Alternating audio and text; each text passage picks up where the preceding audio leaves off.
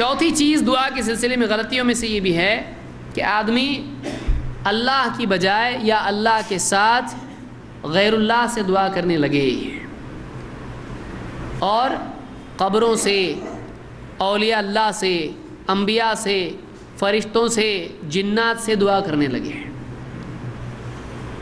تو یہ دعا جو ہے یہ بھی صحیح نہیں ہے، بلکہ کیا ہے؟ یہ شرک ہے۔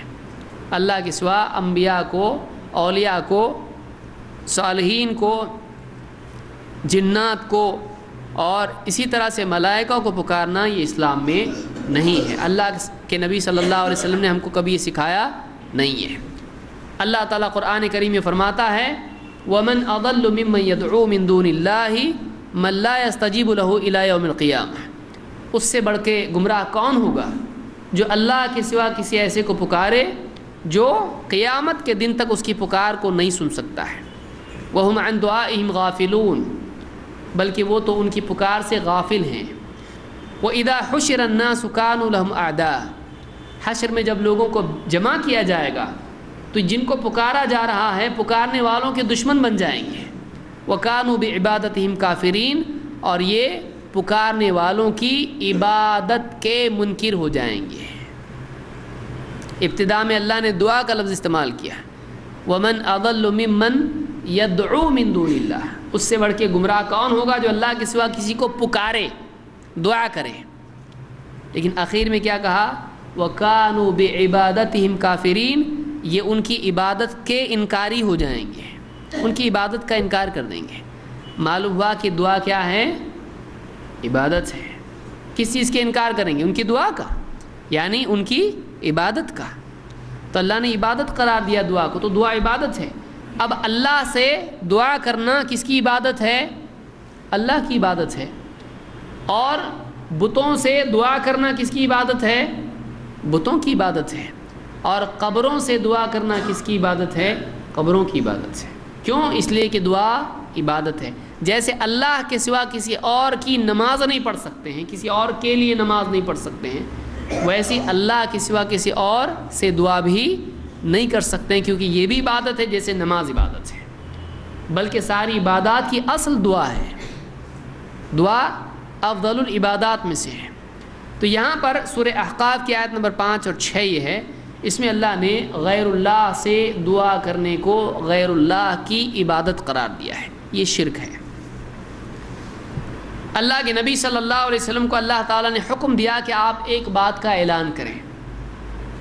کیا ہے؟ سورہ جن کی آیت نمبر 20-21 آپ دیکھیں، اللہ تعالیٰ فرماتا ہے قُلْ إِنَّمَا أَدْعُو رَبِّي وَلَا أُشْرِكُ بِهِ أَحَدًا، اے نبی آپ لوگوں سے بتاؤ، لوگوں سے کہو قُلْ إِنَّمَا أَدْعُو رَبِّي، کہ میں تو اپنے رب کو پکارتا ہوں۔ تو نبی صلی اللہ علیہ وسلم رب ہیں؟ نہیں۔ آپ کا رب کون ہے؟ اللہ ہے۔ آپ کس سے دعا کرتے تھے؟ اللہ سے دعا کرتے تھے۔ آپ دعا میں شرک کرتے تھے؟ اللہ کے سوا کسی اور سے دعا کرتے تھے؟ نہیں۔ یہاں پر آیت کیا ہے؟ قُلْ إِنَّمَا أَدْعُو رَبِّي وَلَا أُشْرِكُ بِرَبِّي وَلَا أُشْرِكُ بِهِ أَحَدًا، کہ اے نبی آپ کہو لوگوں سے میں تو اپنے اللہ کو پکارتا ہوں، میں اپنے رب کو پکارتا ہوں، میں اپنے رب سے دعا کرتا ہوں اور اپنے رب کے ساتھ میں کسی کو شریک نہیں کرتا ہوں دعا میں۔ میں صرف اللہ کو پکارتا ہوں، میں کسی اور کو نہیں پکارتا، میں شرک نہیں کرتا ہوں دعا میں۔ تو معلوم ہوا کہ محمد رسول اللہ صلی اللہ علیہ وسلم کا طریقہ یہ تھا کہ صرف اللہ سے دعا کی جائے، دعا میں شرک نہ کیا جائے۔ آگے کیا ہے؟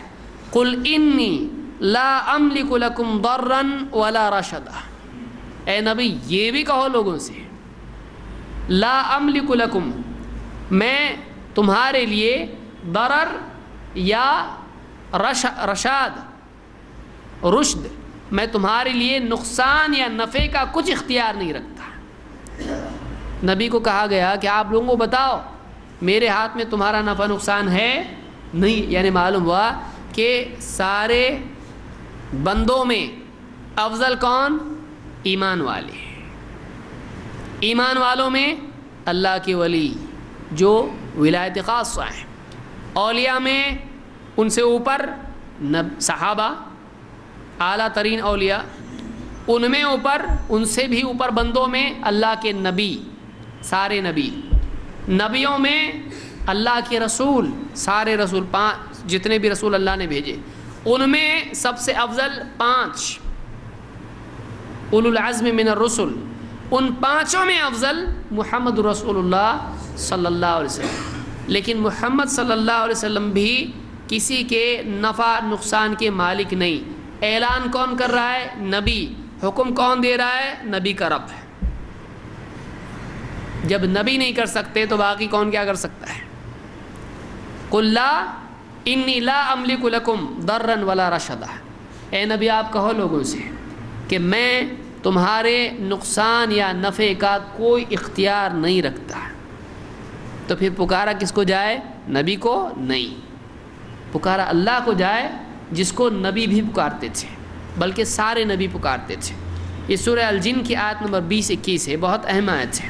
اس میں نبی کا طریقہ بھی بتایا گیا اور یہ بھی بتایا گیا نبی سے مت مانگو، بندوں سے مت مانگو، نبی خود اللہ سے مانگتے ہیں اور شرک نہیں کرتے ہیں۔ اللہ کے سوا مانگنا شرک ہے، کسی اور سے، کسی اور سے دعا کرنا، بتوں سے، قبروں سے وغیرہ سب شرک میں آتا ہے، اور نبی کو کوئی اختیار نہیں کسی کے نفع نقصان کا۔